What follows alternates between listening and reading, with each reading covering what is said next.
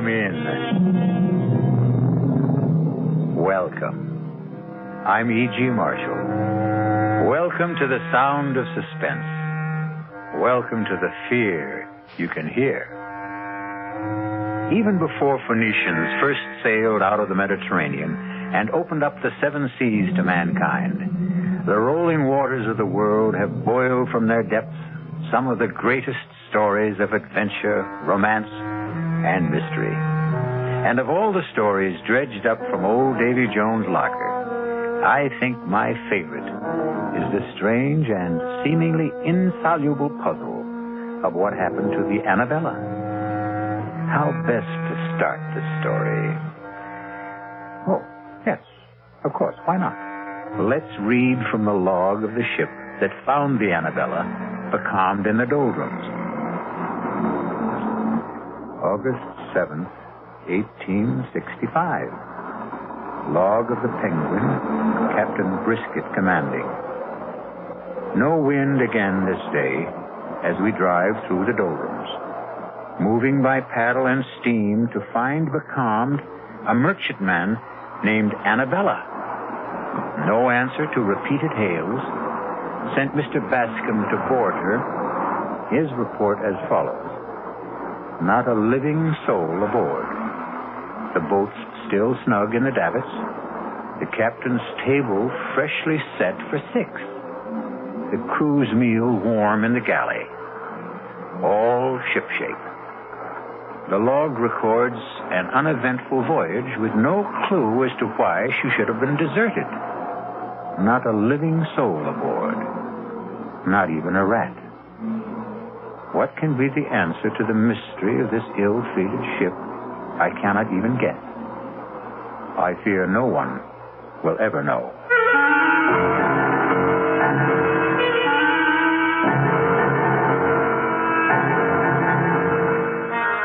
Our mystery drama, Sea Fever, was written especially for the Mystery Theater by Ian Martin and stars George Matthews and Brett Morrison. It is sponsored in part by the Kellogg Company, makers of Kellogg's Special K cereal, and by Anheuser-Busch Incorporated, brewers of Budweiser. I'll be back shortly with Act One.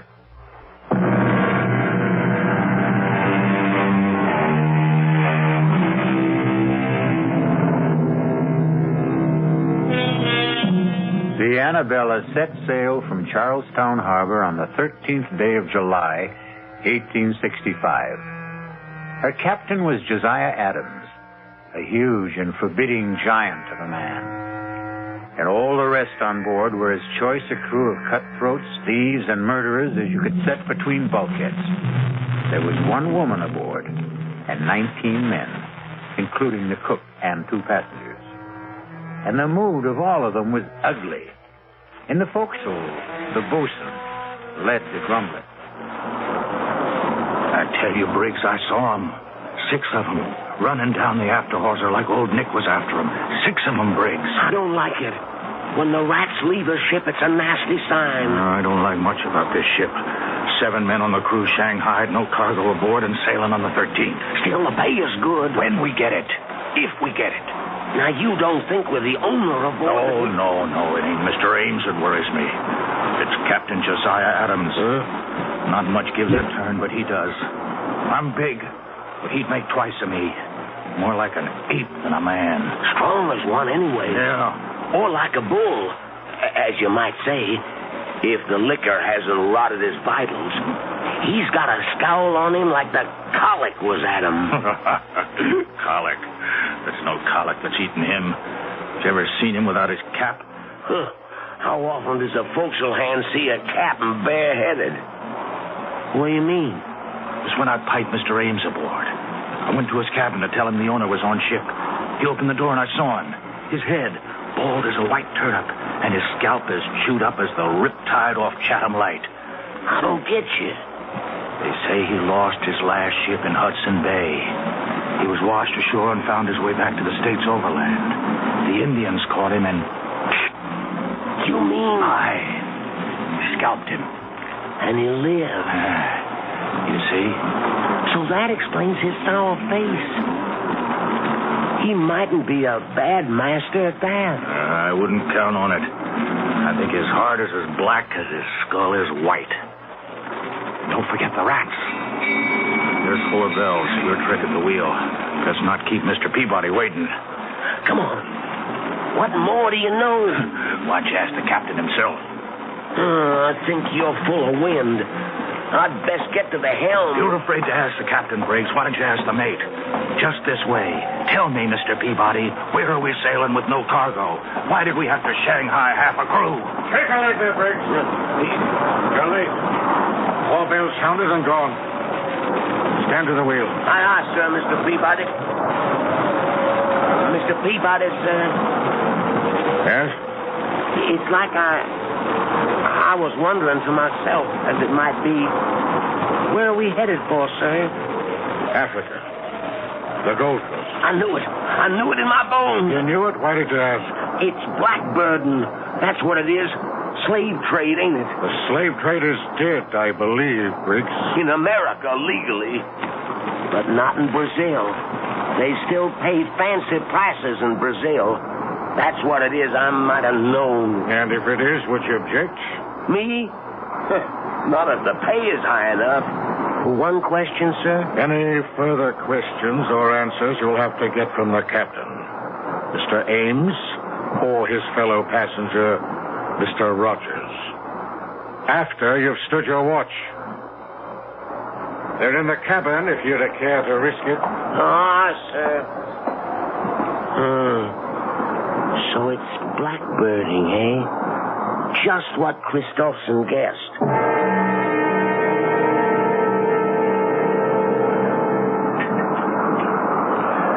Wine, Rogers? Sherry from Spain. Sharpens the appetite before dinner. Something will have to wet mine.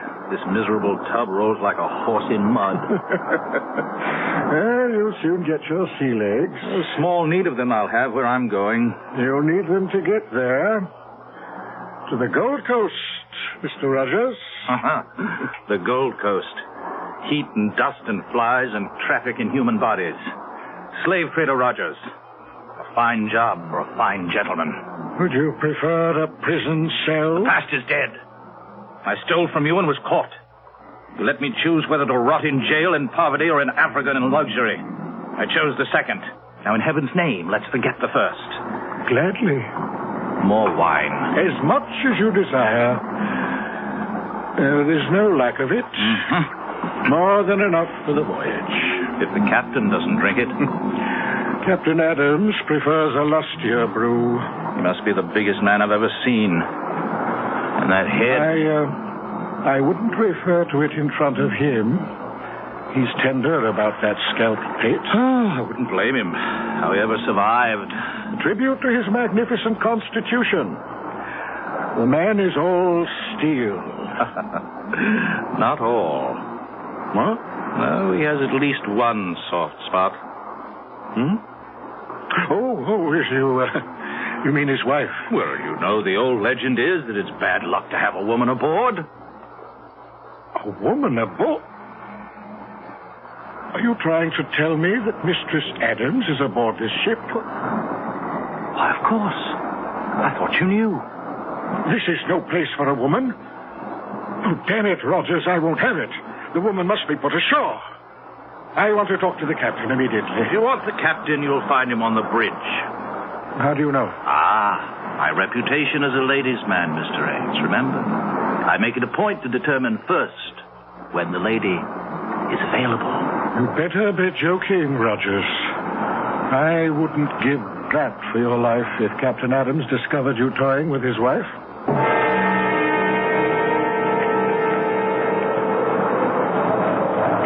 Wind's freshening, Captain. That's God's worry and mine, seaman, not yours. Hold it to the point. Aye, aye, sir.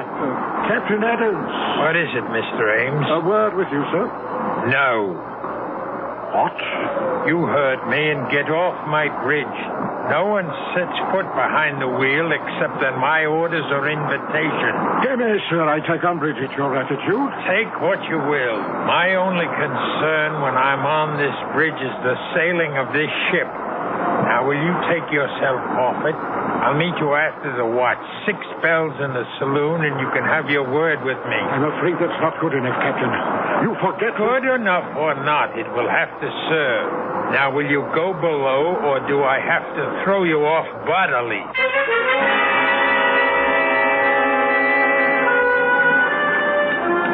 What time is dinner, Cook? Oh, Captain says 6 bells for you and Mr. Rogers and the mates. He and his lady will eat later. Oh? They don't join us? No, sir. Really? Neither one? No, sir. Curiouser and curiouser. Why is this lady so afraid for us to meet her? I couldn't care less.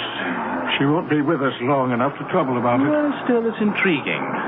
Whitey, you've shipped with the captain before. Is it always like this when his wife is aboard? Mistress Annabella has never sailed with the captain. Ah, till this time. And this time will be a short voyage. Tell me, Whitey, what does the lady look like? Is she fair? Dark? Whitey, you talk too much. This is the last time I warn you. Now, hustle those old bones of yours to the galley and tend to your own affairs. You want to know what my wife looks like, Mr. Rogers? Oh, a natural curiosity, surely? Then let me satisfy it. Once and for all, Annabella is as lovely as I am ugly. Ah, and we are not to meet the lady? No, we dine alone, tonight and always. One further word to you, Mr. Rogers. My wife is on board this voyage because I've decided that I will never go anywhere without her, nor will she go anywhere without me. We cling to ourselves, Mr. Rogers, and need no other companionship. I want you to understand this very clearly. You need have no fears for your wife's privacy. For by tomorrow, I want her off the ship. What? I'm ordering you to turn about. You could have saved time and trouble had you let me tell you earlier on the bridge. Turn about for where? Back to port. I don't want your wife on board. This voyage has begun. The course is set, and it will not be changed. May I remind you, Captain, that this is my ship? This is my ship, Mr. Ames. My ship. From port to port. Your ship in the harbor, mine on the sea. My ship. Here I give the orders. Here I expect to be obeyed. In the name of all that's reasonable, man, in view of our business, can't you see this is no place for a woman? There's only one place for Annabella. My wife remains at my side. But on a slave ship. By my side, do you hear? By my side. Now, we'll hear no more of this. For by the living God, owner or not, I'll clap you in irons.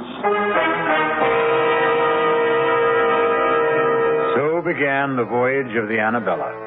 Distrust and fear below and 'tween decks, with bad luck hoping in the shrouds like a storm gathering. Her bow cut the water with good speed, but it was towards the wake the crew's eyes turned. For the legend is that Davy Jones swims the wake of any vessel marked for his locker on the bottom of the sea. I'll return shortly with Act 2.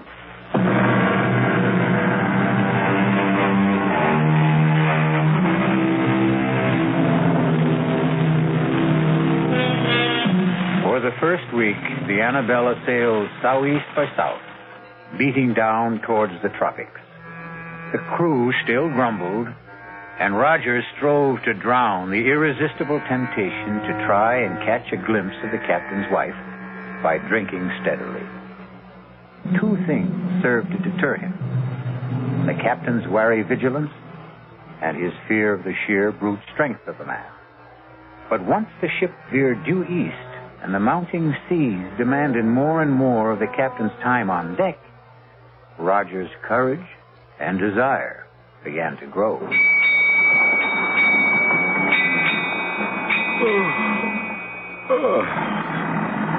Well, it's time to turn in. Really? What time is that? 8 bells. I'd take a turn on deck if the sun wasn't down. Step. I'm for my bunk and a book. And you? Oh, the only book I care to open is the closed one that lies astern of us. If you're wise, you'll steer clear of both the captain and his wife. And that Spanish sherry, it's stronger than it seems. Good night, Rogers. Good night, Mr. Ames. Oh, good evening, Captain. Off for the bridge? It's making up some dirty weather out. I won't sleep much this night. Batten down tight, Mr. Ames. We may be taking some seas. Are you now for bed, Rogers? No, Captain, I'm not quite finished the bottle. I'd take it with me to my bunk if I were you. You'll be safer on your back when the swells begin to lift. Aye, aye, Captain. But you'll bring us through safe and sound, won't you? I won't leave the bridge till I know all's secure. I want you to sleep sound this night, Rogers. Who mans the wheel, Mr. Peabody? Paget, sir. Soundest hand we have. And the second mate mans the bridge? Aye, aye, sir. Good enough. Follow me aft. Right, Captain. Here. Help me to move this hatch. Here. That's well enough. Now batten down tight when I've dropped through. Make sure she's watertight. Aye, aye, sir.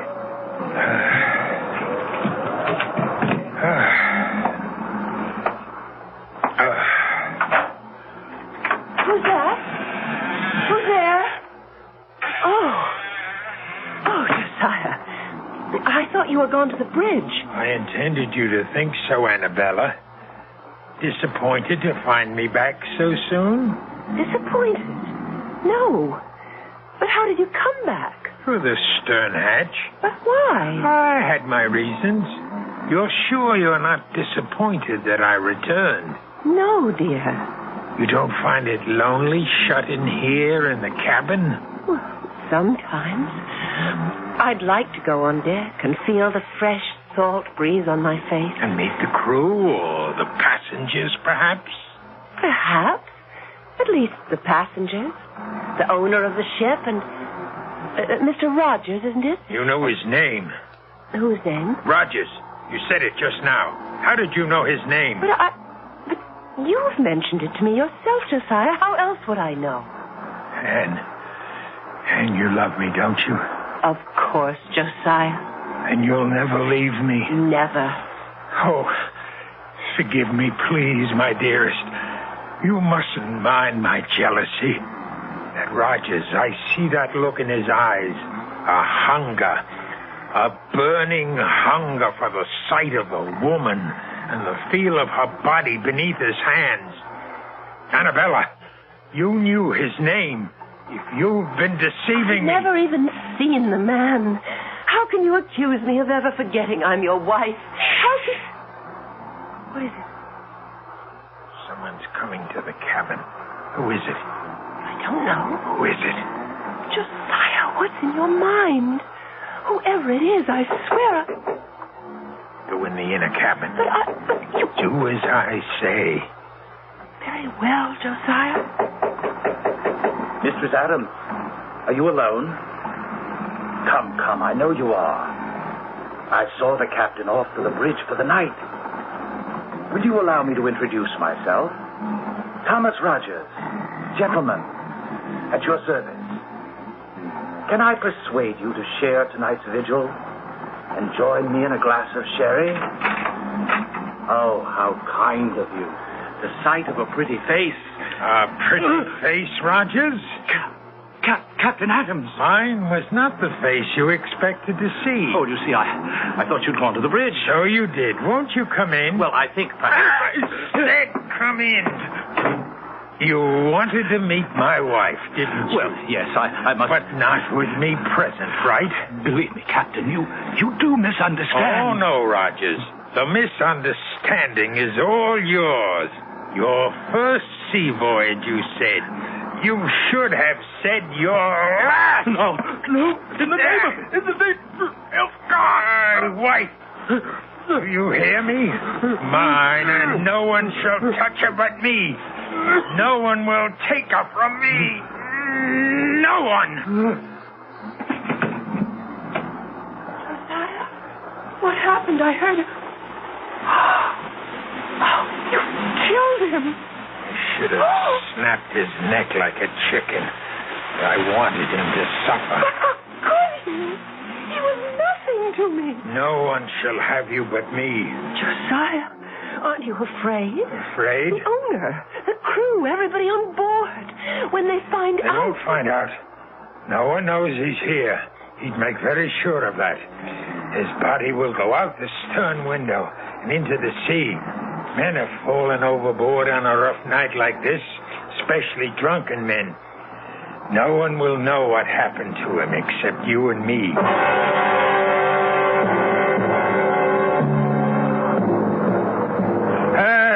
Trim her a little, Briggs. You're losing wind. Bring her nose up, man. God, rot you for a clumsy fool.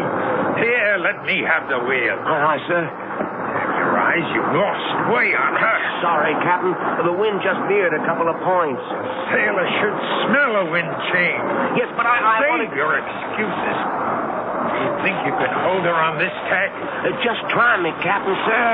Here, then. But keep her running, all right? Yes, Mr. Ames? I'll have a word with you below. I can't leave the bridge. Have I your permission to join you? If you insist. Searching for you, sir. I thought you were below. Are you in my cabin? Well, I knocked at the door. There was no answer. Are you inside? Of course not. It's not my custom to invade the privacy of others. My wife is resting. I didn't want her disturbed. What is it you want? Can we get out of this cursed wind? I don't want to leave the wheel. This fool handles it like a landlubber. You can trust me, Captain. I wonder. Come after the taffrail, Mr. Ames. Lead the way, Captain. Over here on the lee side, you'll find the breeze a little more to your liking. You know, I've been concerned since Mr. Rogers' mysterious disappearance last night. Mysterious? A drunken sot who never found his sea legs? I warned him to steer clear of the deck. We did every mortal thing we could to find him. Yes, I know. But without him now to leave as my agent on the Gold Coast, Go on. Well, it's deuced awkward. Without someone to recruit the next batch after we leave, there's little point in continuing on. So, you think we should put back for America? Or the nearest port where I can pick up a suitable man for replacement. And perhaps put my wife ashore.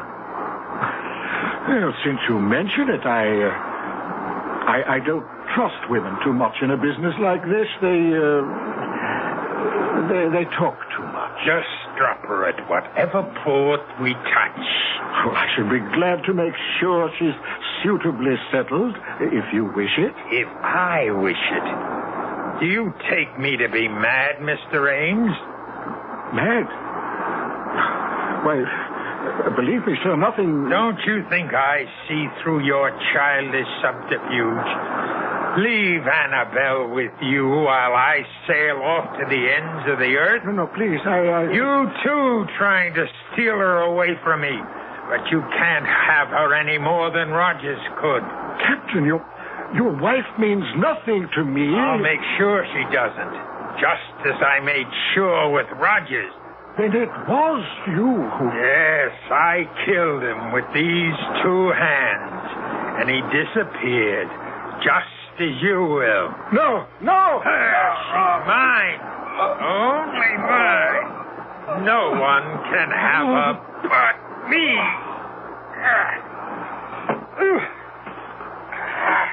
Into the sea, Ames, like Rogers. The sea can hold her secrets. You all right, Captain? I thought I heard it... Briggs, I told you to mind that wheel. Well, I put the lash on it, sir. I thought I heard a cry, and Said I could trust you. Well, you can, sir. Where's Mr. Ames? He's left. Why? Well, it was just that I thought I heard a splash, and... Oh. You can trust me, sir. No, Captain. No, let go. I wouldn't trust you with the wheel. No. Captain! I wouldn't trust you with my life.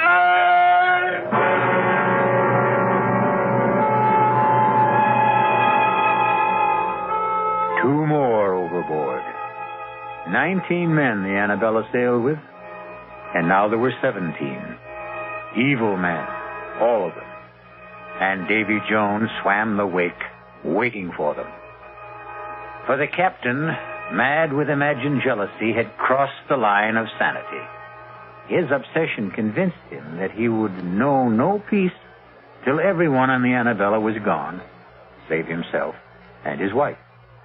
I'll be back shortly with Act 3.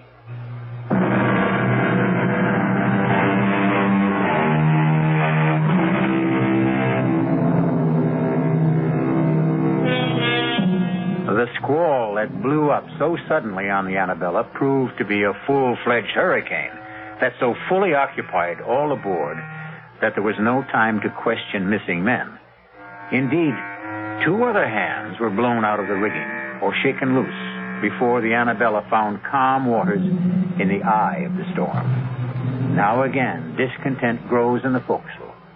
The talk of a haunted ship resumes. The word mutiny is on everyone's lips.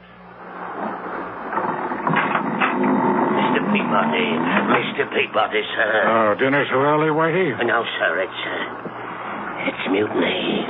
What? You heard me, sir. Mutiny, and about to break out. Oh, Whitey, forecastle grumblings. You know it's all talk.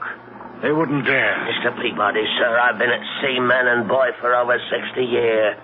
I know when it's talk.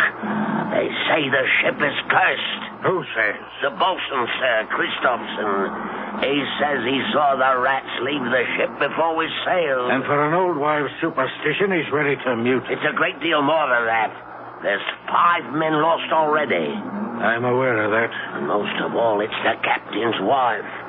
Bad luck with a woman aboard, particularly one that he keeps it away. Well, do they expect the captain to parade his wife in front of common seamen? No, sir, but they wonder. Wonder what? Some say she's a witch, that she's ugly as sin. And some say she's sick of the smallpox. Smallpox? It's aboard, sir, I'm feared. Now you do allow me. I'd best have a look at it. If he has it, he has it. I'll put him in the lazarette so it don't spread. The first thing is the mutiny, sir. That has to be stopped. It has to begin first. It'll begin unless the captain puts about. You know how much chance there is of that. You of all people. Yes, I've sailed with the captain before. I always found him a hard man, but a fair man. Not this voyage. Something happened when he brought his wife aboard. He's not the same man. I think the captain means to kill everyone, as he did the owner, and Rogers, and Briggs. Aye, and even Paget and Breen. And we're blown out of the rigging. Perhaps, sir. Perhaps the captain shook 'em loose by luffing. Whitey, I think you're the one whose brains are scrambled. The men were lost overboard. And the 2 passengers and Briggs. Rogers fell over, obviously drunk. A wife took the other 2. Then why is there not one mention of any of them being lost in the ship's log? That's kept in the captain's hand. How could you know that? He was writing in it. Here in the saloon last night. I was clearing the table. He left to get fresh ink, and I looked at it. You can read? In 60 years at sea, a man has a lot of time on his hands. I taught myself long ago. You're sure of what you say?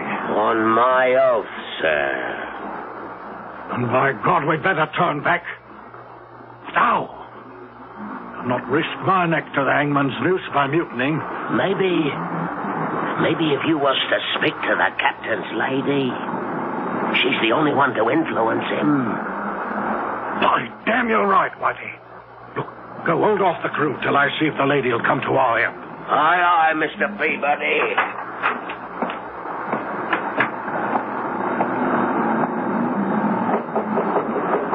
Mistress Adams? Mistress Adams? It is Mr. Peabody, first mate under the captain. Can you hear me, Mistress Adams? I wouldn't disturb you, but the matter's urgent. Mr. Peabody, may I ask what you are doing? Captain, I wanted to talk to your wife. My wife is indisposed. She's a poor sailor, and these last days have worn her out. How dare you disturb her? I felt the matter urgent. Attend me in the saloon, Mr. Peabody. First, let me see to my wife. Aye, aye, sir.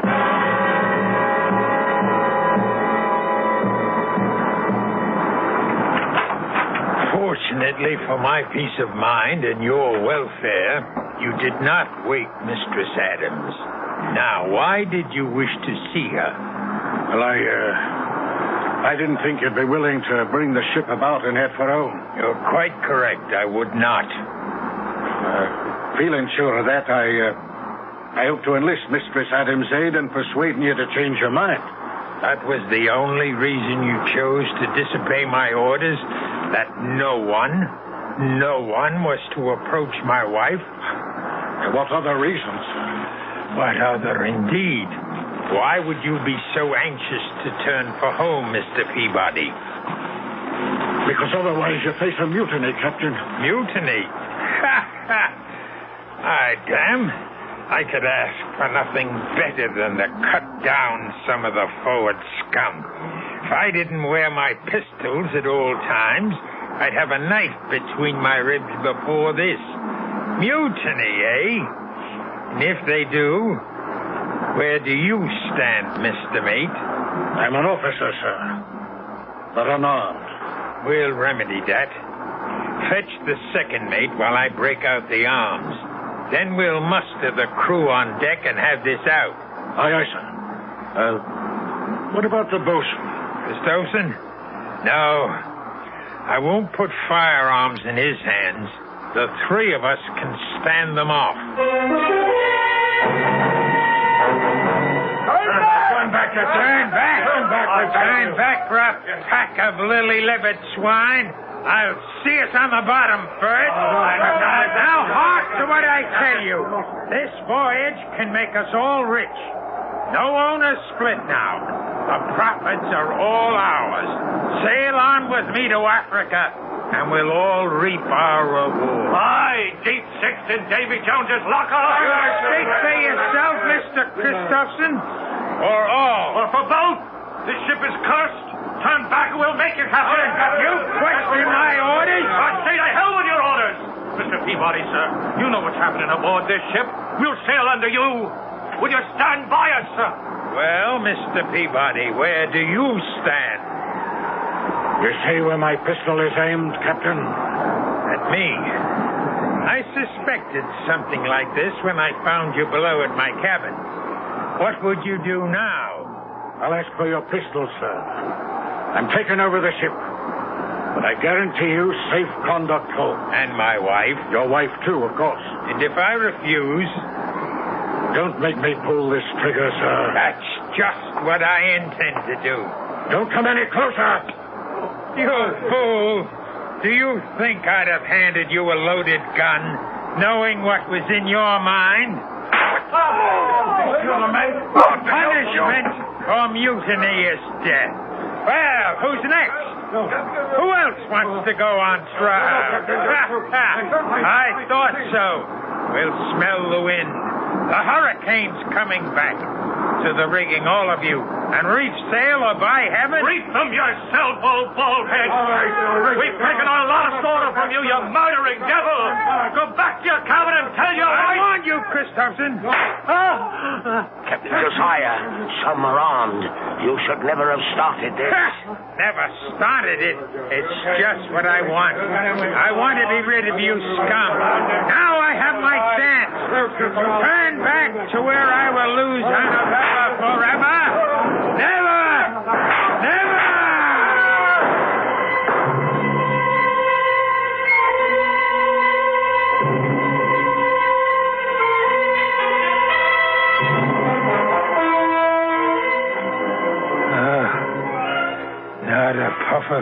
Whitey.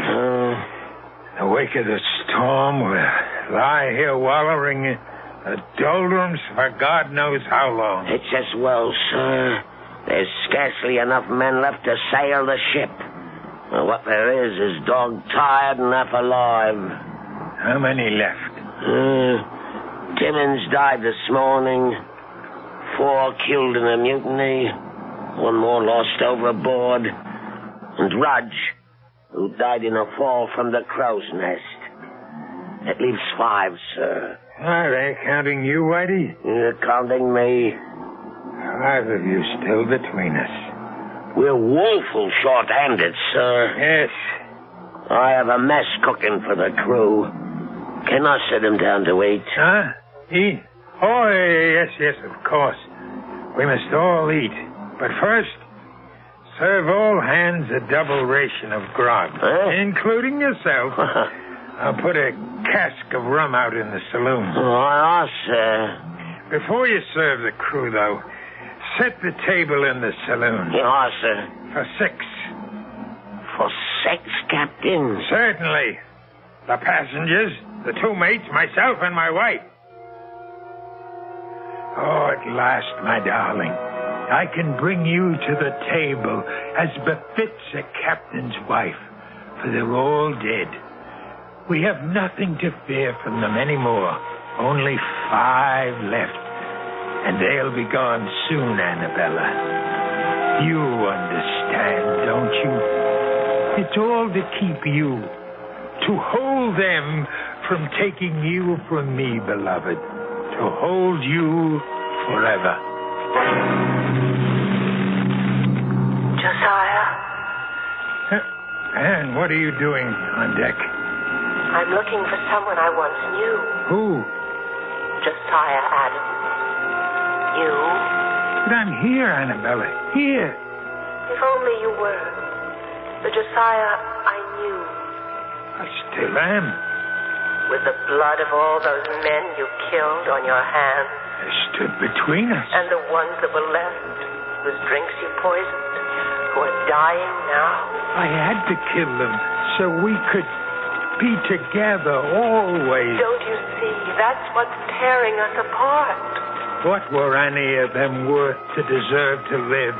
Blackbirders and thieves, riffraff and murderers. They stand between us no longer. Only one thing stands between us, Josiah. Why are you too blind to see? No, Anne. No, I took you from America with me. We can be safe on the other side of the world. I can sail the longboat, just the 2 of us across the seas. We can scuttle the ship. And even if she were raised, no one would know her secrets. I've kept the log as though the voyage was calm and uneventful. Let them find the ship. We'll be gone. Tonight, at last, you can dine at the captain's table, as you always should have. And then we'll sail away. No, Josiah. Search your heart, and you know it can never be. It's all a dream. It's all a dream. Never, ever. Anna, speak to me. Answer me. Call for her, Captain. Call for her. Whitey. Don't be afraid. I'm still alive, but not for long. I thought you were a ghost. No, only one ghost sailed with this ship. Be quiet. You can't scare me anymore, Captain. I'm dying. But your wife... What about my wife? She's dead, Captain. No! She always has been. Long before we ever sailed. No. Yes. Killed when the Indians got you. Dead for over 2 years. No. It had to be, Captain. It had to be. There's nobody in your cabin. Never has been. Don't you think I didn't know? Didn't I see her die before my eyes? But I cheated death, and I cheated him of her. I took her away with me to this ship. I had to keep her alive. I had to. And you had to kill all of us to do it. Because all of us, alive, were proof that she wasn't. It had to be. And you're alone at last. Or will be. All of us are dead save me. And I'm almost gone. I'll be alone at last. And I can bring her to my table like the lady she is. The table is set for 6. But there'll be only one of you there, Captain. Or 5. The dead don't mix with the living. There's only one way to find your wife again. Only one way. The last of them. Annabella, we're free. Annabella, where are you? Anna, come to me. Annabella. Annabella. I know you died long ago in America, but you lived on in my mind, in my heart and in my blood. I thought if I took you with me to the sea, away from the land where I dug your grave, you could still live and breathe for me alone. There's only one way to find you at last. Oh, Annabella, forgive me, love, for all that I've done. I'm coming home to you.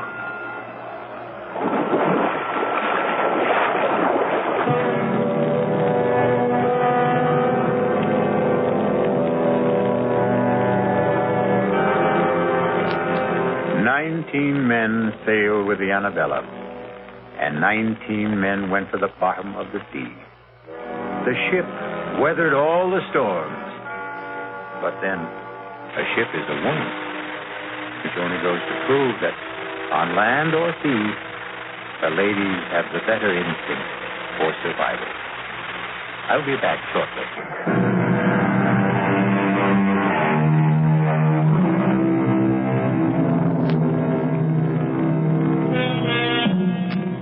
Somewhere in the green depths, I wonder if the captain sits presiding at his table.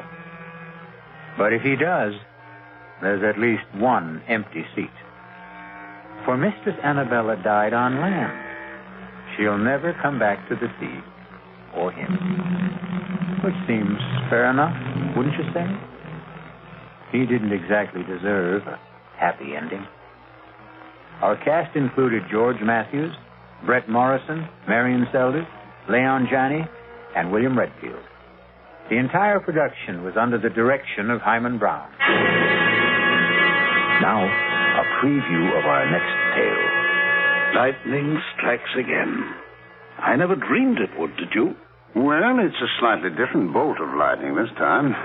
Not the devil, the white goddess, I believe the notice said. I copied it down. On February 8th, at 6 o'clock in the evening, the white goddess will run naked through the members' lounge. Naked, eh? Cudworth, just who is the white goddess? Daughter of Astarte, I believe. And, just who is Astarte? I'm sorry not to be up on these things, but... I believe Astarte is the goddess of fertility and, sexual love. Don't say. You don't believe she'll run naked across the members' lounge, do you?